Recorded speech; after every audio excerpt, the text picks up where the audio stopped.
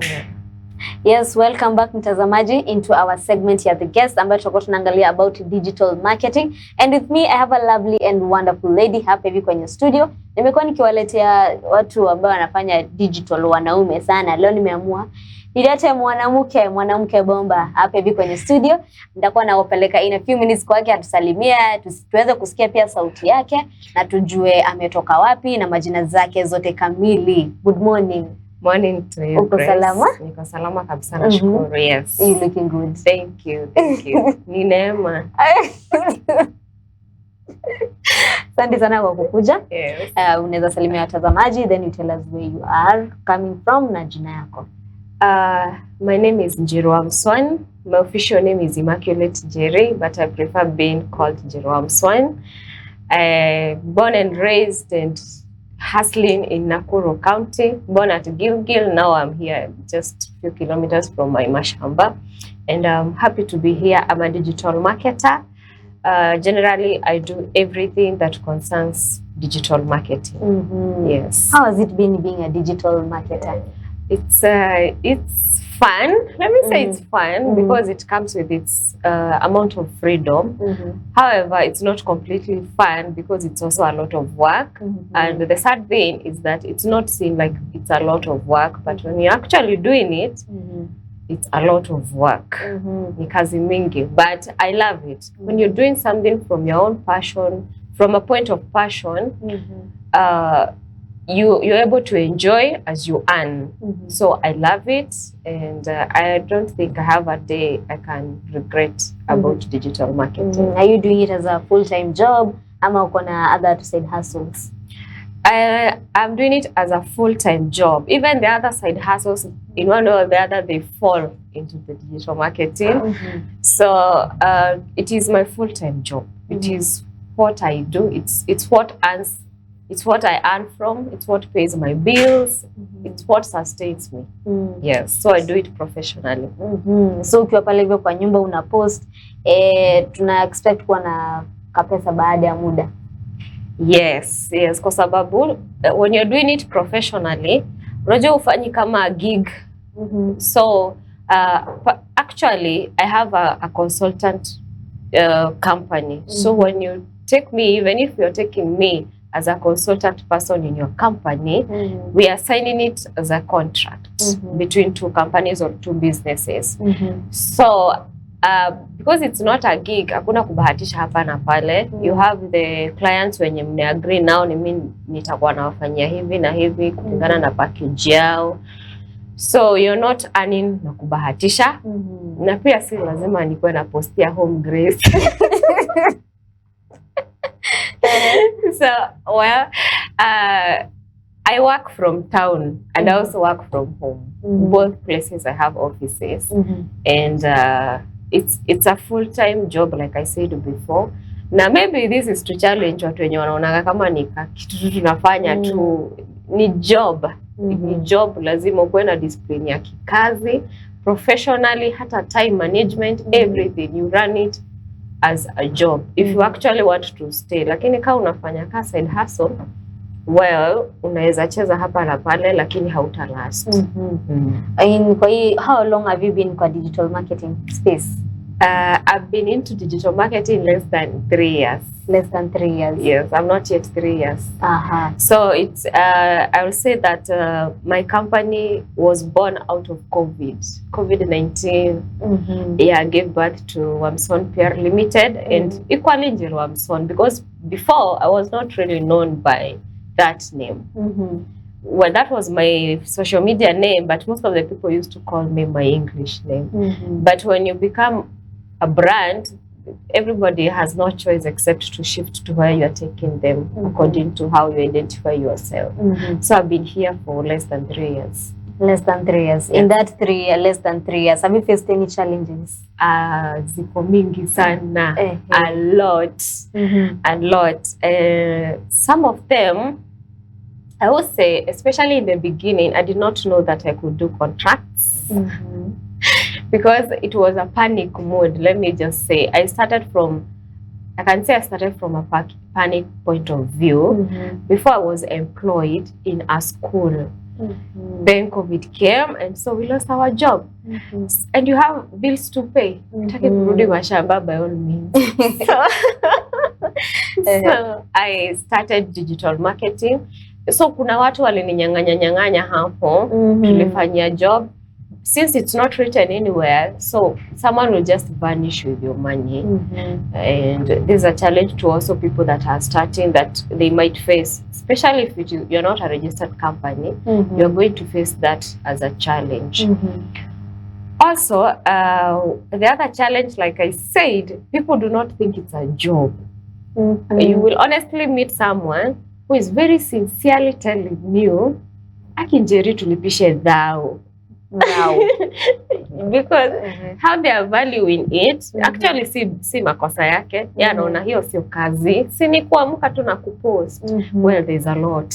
There's a lot that goes to digital marketing than posting. Na watu hawajaweza kuvalue hiyo job vile inafaa, ndio waweze kulipa vile inafaa. So one of the other challenges that we get is people that do not actually see it as a career for people. And they underpay us. Hatusemi we have been underpaid, but you will meet someone that will attempt to underpay. The other one, I would say, digital marketing as it is, as I understand it, it is not something that is taught in school. You will be taught one thing. You might learn how to do graphics separately. That is a different course. On a different course, you learn coding. On a different one, you learn website. They are not pamoja. So it is very hard to find someone teaching anything to do with social media in a class. So most of us, especially if you're dealing with social media, we are self-taught. I can say we are self-taught because even if you start a curriculum today in a college that concerns social media, you'll be stuck somewhere because these social medias change every day. These are algorithms that you are not in control of. So Mark Zuckerberg will be somewhere and think, no, this one is not working. Let's do this one. So if you're in the middle of a curriculum, you are stuck. So I can say you need to have a lot of passion to be able to learn every single day something new. These social medias change every day. Every day you wake up, what was working yesterday is not what is working today. So and you have to keep changing because your clients are expected to get customers. They're expecting conversion. So if you do not write with what the algorithm is providing, you'll be stuck. Yeah, before tuendelee na kwa challenges, umesema what works for you. For you, you've been here for the last 3 years. Yes. Which platform has it been working for you? I would say all of them work, and I have come to learn that, I don't know if it is across the world, but in Kenya, some social media work in certain places. They are demographically defined. You'll find that in Nakuru, for example, because we're in Nakuru, Facebook is what talks here. You'll do other things, that's for sure. But if you really want true conversion, Facebook is the king here. If you go to somewhere like Nairobi, Instagram is what they recognize. And it's actually what works there. So at some point, I feel like these social medias platforms, they are, I think there's an algorithm that is connected to our demographic locations. I have not known, but I have known in Nairobi and Mombasa, because I've worked for Mombasa too, Instagram works really well. And you also find TikTok picking up. Now, the difference between TikTok and the rest of the social medias, I do not include it when I'm talking about demography, is because you can trend the entire country and not in your own town. You will think, you will say you have maybe 10,000 followers, and most of them are in Nairobi, but you're in Nakuru. So your comment section will be filled with, I wish you were in Nairobi, I wish you were, it is the I wish that is so much. So TikTok, not yet, we cannot place it in a town per se, but the Meta and the Twitter, they are truly demographic. Twitter is another story altogether. It does not convert the same as Facebook and Instagram in terms of businesses. Twitter hashtags are the ones that rule, and it is the trends that rule the hashtags. So if you're posting shoes and there they are talking about economy or the sugar price, you might not get the conversion that you're looking for in Twitter. So Meta all the time wins, no matter which social media comes. Meta is the one that is the king of all. Yes. When we look at you, less than 3 years, tunaweza rudi back kwa challenges. Ulikuwa employed, then COVID came, unemployed, ukakuja sasa Njeri Mson. Yes. Now, time ulikuwa employed na now, is there a big difference of you right now? Yes, there is. There is a huge there's a huge difference, because now I am more exposed. My network is very broad.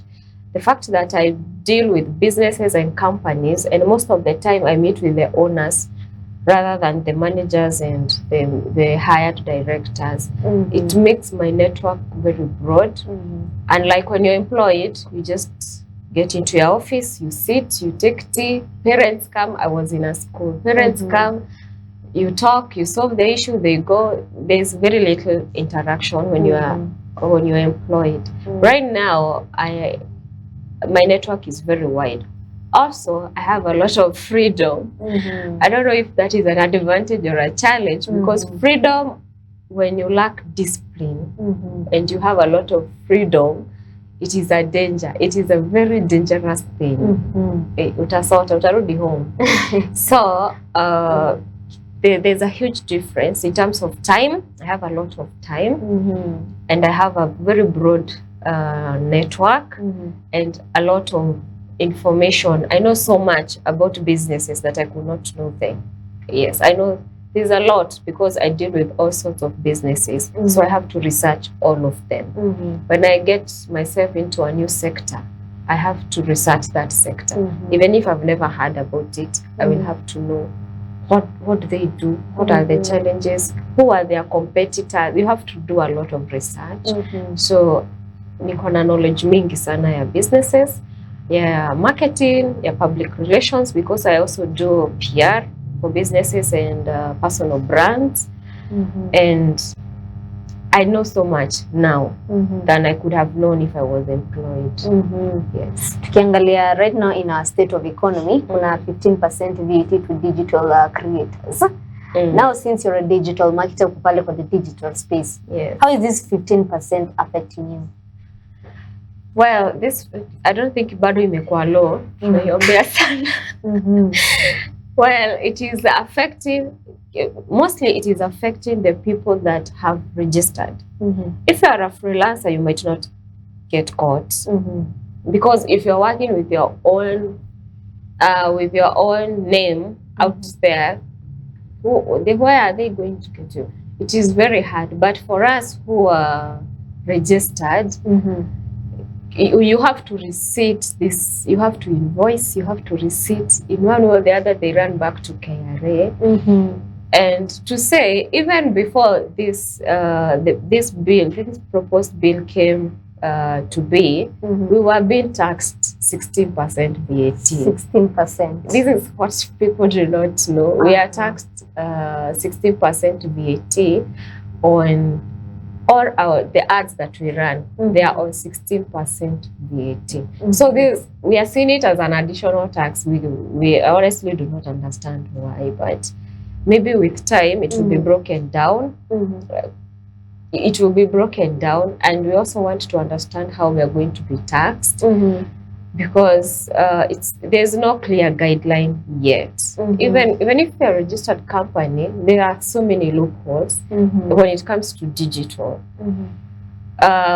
You might tax something that is paid, a paid ad or the paid partnerships, but on the other hand, what will happen if I post a paid partnership and actually not claim it's a paid partnership. Mm-hmm. How are they to get hold of me?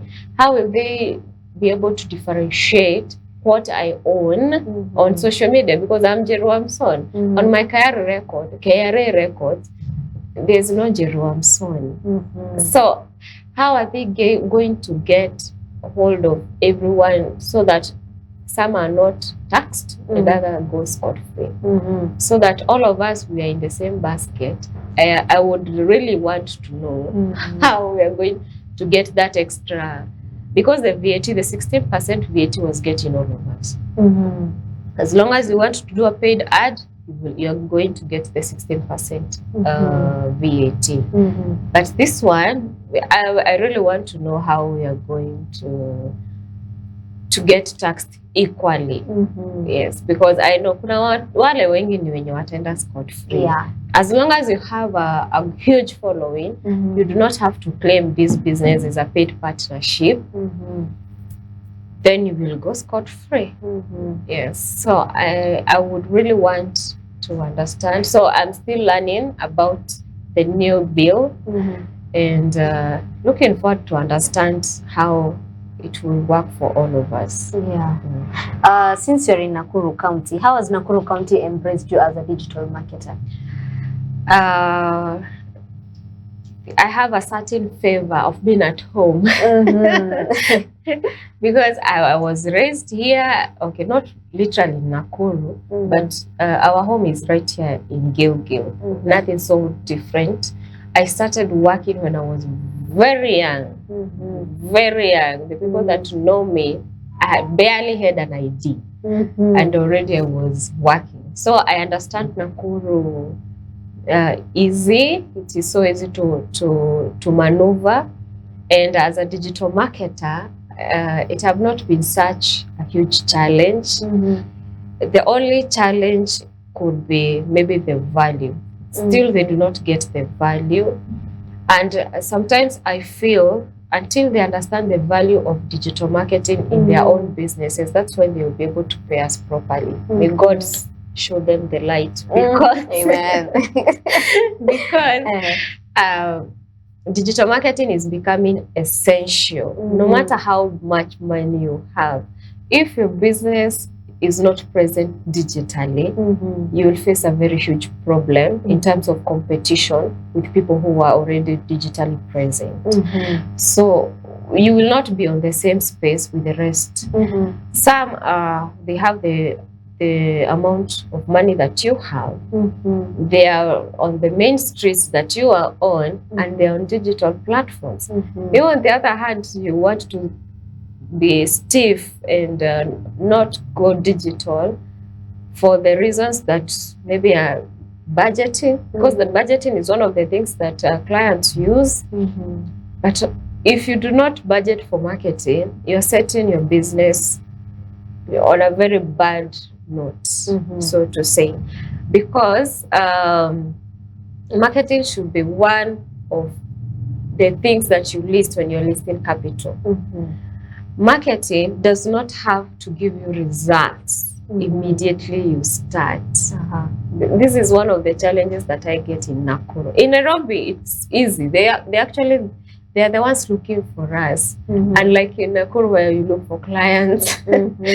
So here in Nakuru, they have not been able to budget properly for marketing.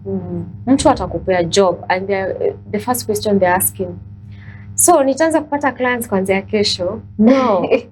They want immediate response. Yes. No, it's marketing. It's not magic. There's a huge process of introducing your own brand to people. There are people that will hear you for the very first time, and you have to convince them that what you're providing is what they need and what they've been looking for. It's a huge process.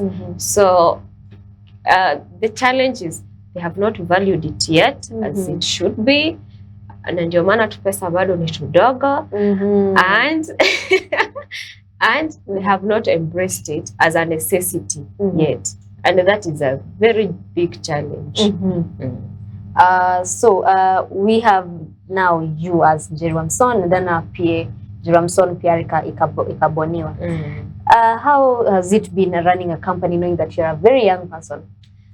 Yes, it is a very big challenge because when a company is very new, you are the CEO, the director, the manager, the receptionist, the secretary, the accountant, the field officer, you're everything. You're the jack of all trades. Yes, when you're starting. Now at least I have several people, and it has been a very big challenge.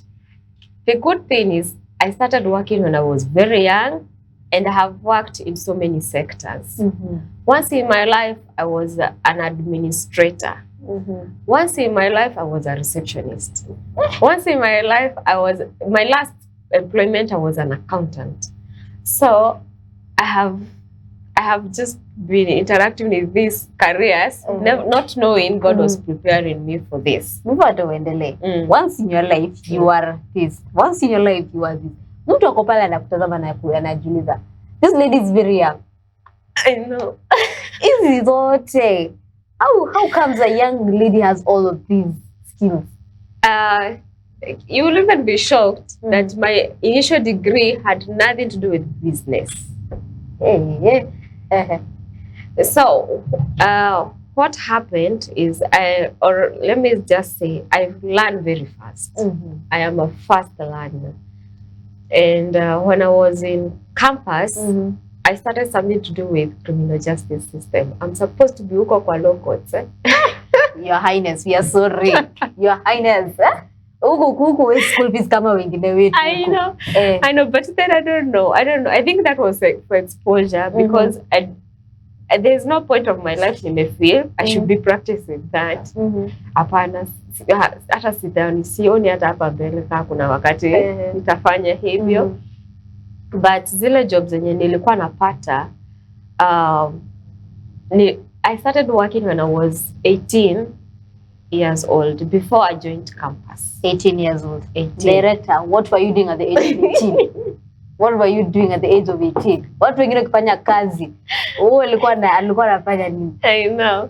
But ilikuwa kuvolunteer, lakini ilikuwa kwa ofisi. Nikafanya for 1.5 years. Alafu ndio nikaenda campus. Then during campus I was still working. Some of these things are intertwined with my own personal life because I lost my mother very young. So my campus, kuna vile lazima ningejua, lazima nitalipa fees, nijifeed. That is where the amount of exposure is coming in. At that time, did you have young siblings up with you? Yes. Maybe we should do a different interview. Because I was not born alone. We were born two. And sadly, I lost my brother and my mother the same year. Different months, different diseases, not an accident. So, kujicollect, imenitake time. Imenitake time. Na sasa hiyo kujaribu kujisustain juu, I don't know, God just brings pharaohs. People that you knew all of a sudden becomes pharaohs. And you have to figure yourself out on how to get to Israel from Egypt. So that is how nimejipata nikihustle sana na niko very sharp. I think as much as I'm book smart, I'm also street smart. I learn very fast. I have worked in an account office with zero academics to do with accounts, but YouTube University. So I learned a lot of accounts on YouTube and also online courses. Actually, zile vitu nyingi za accounts nilijua nikiwa kwa ofisi ya accounts. Same case to reception, same case to administrative job. Nilijifunza tu. Nilikuwa, I think Mungu tu akikurusha mahali, you figure out vile utamrepresent hapo vile inafaa. So I have done so many online courses on the different positions zenye nimehold. Since I have been placed there. There are so many people that says God does not call the qualified, He qualifies the called. It is me they were talking about. acha tuweke hapo pia tutakuwa tunarudi hapo. But mimi na mtazamaji, we are going to take a short break na tunachukua na Nakuru College of Commerce and Hospitality. Nakuru College of Commerce and Hospitality is a state-of-the-art school offering holistic education from artisan levels to advanced diploma. We offer courses in food and beverage production, catering and accommodation, pastry and baking, culinary arts, tour guiding and operation, tourism management, tourism and business management, fashion and design from artisan level to higher diploma, sales and marketing, banking and finance, accountancy, business management, ICT, CPA courses, hairdressing and beauty therapy, cosmetology, electrical engineering and installation. We have short courses like public relations, event management, entrepreneurship, interior decorations. We also offer languages like Spanish, German, French, and Chinese. Our examining bodies are NEC, ICM, CASNEB, NITA, KISM. We also have hostels for those coming from distant places. For more information or inquiries, visit us at Equator House, first floor Kenyatta Lane, Nakuru, or call us on 0727 424698 or 0721 582532 or email at info@nakurucollege.ac.ke or visit our website at www.nakurucollege.ac.ke. Nakuru College of Commerce and Hospitality, defining a culture of professional excellence.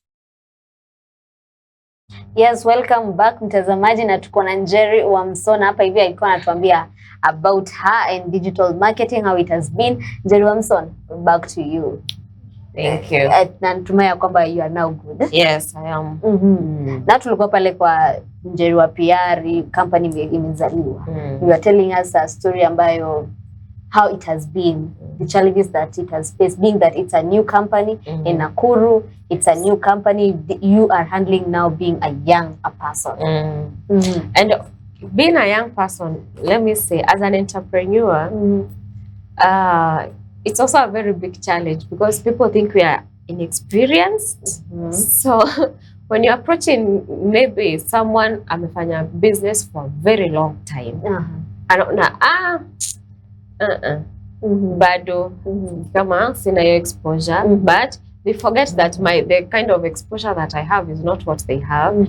If you have been in business since the 90s, clearly there was no digital presence. So yes, there's experience that I have that you do not have, which is digital presence and digital marketing at the same time. So it has been, it is not easy. Kuna watu wananiambia, sometimes I introduce myself as Immaculate, and then someone will be like, yeah, I'm going to call your boss, and I'm the one. And you're the boss.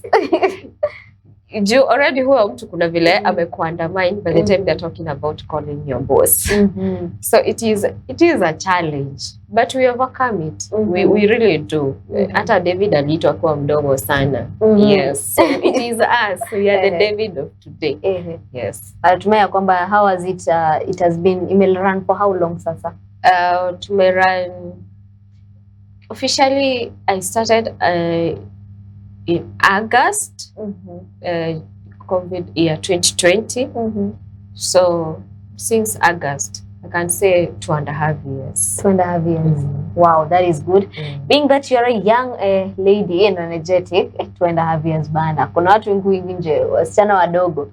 Hiyo 2.5 years, kama producer kwa pale nyuma, 2.5 years alikuwa shule. Shule? Fine, hiyo nayo. 2.5 years she was in school.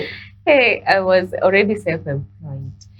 But we really thank God. Kuna watu wengi sana walianza. Let me say, immediately I wouldn't say I was among the first one, but I did not see a lot of them then.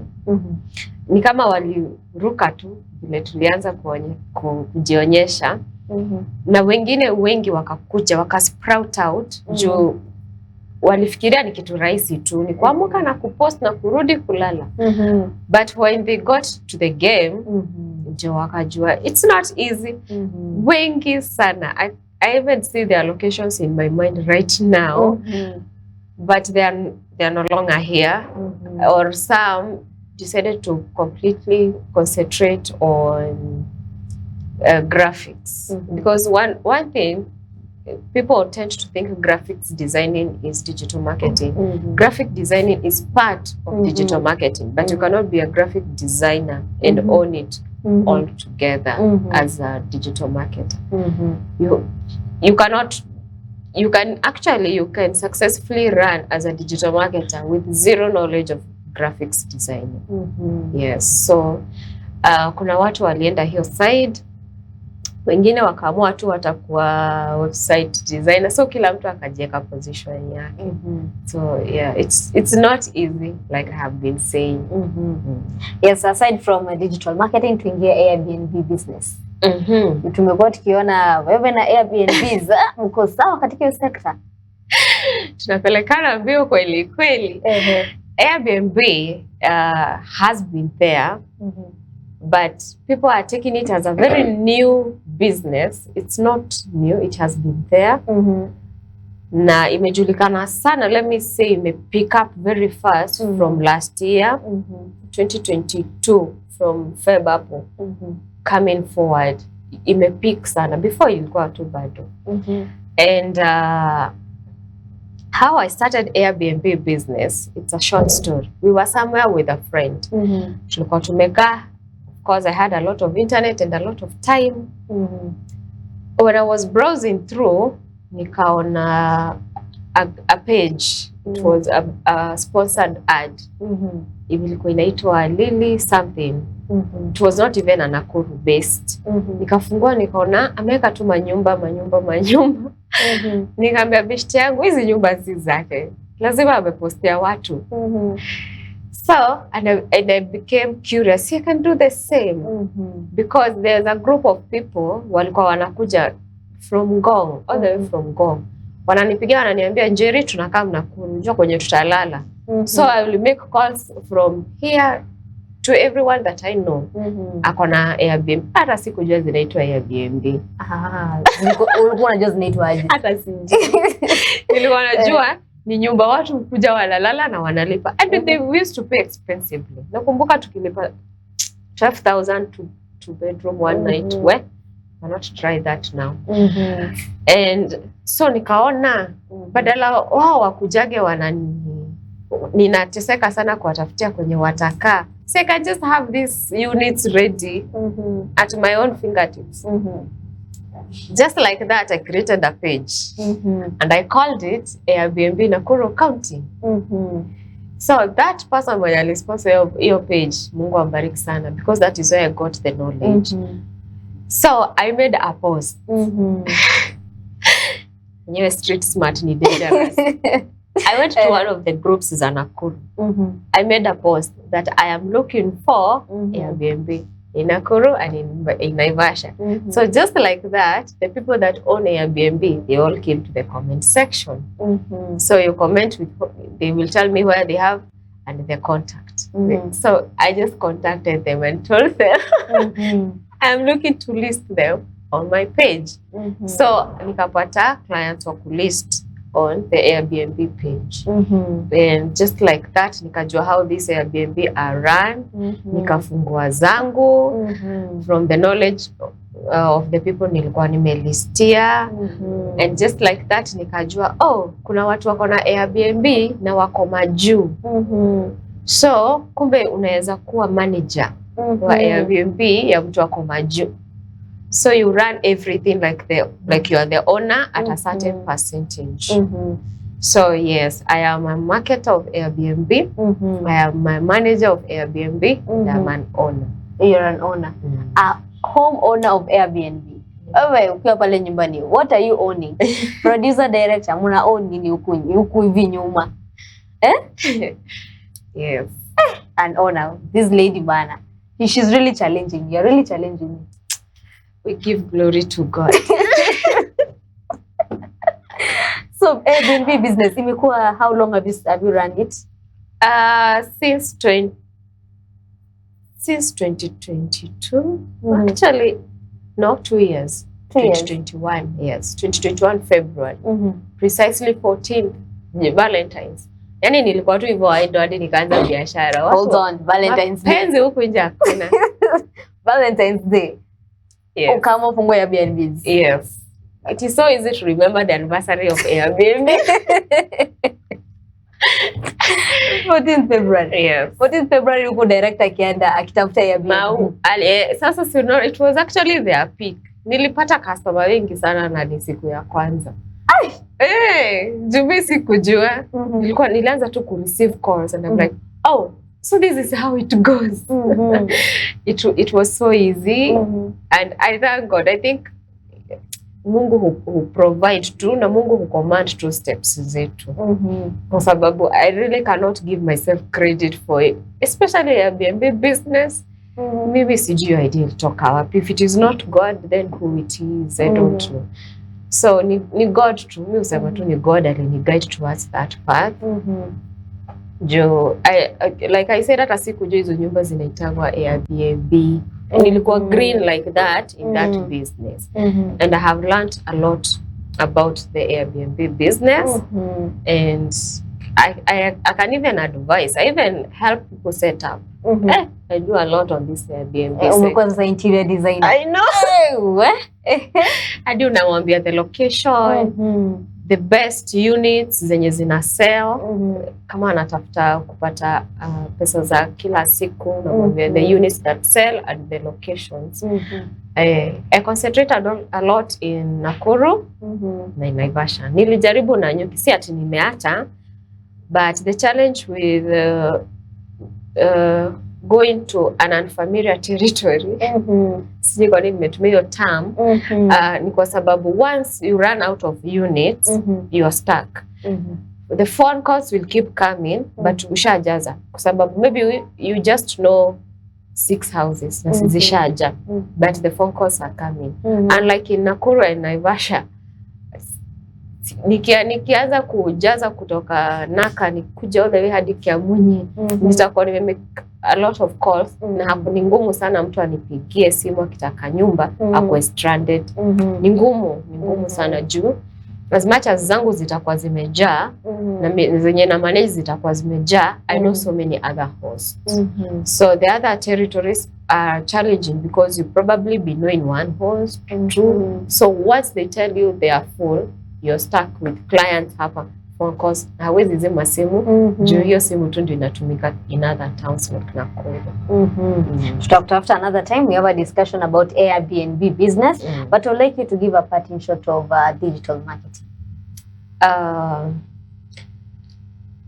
Let me talk to young people because they are the one. My inbox is full of, can you show me? Can you train? Do you mentor?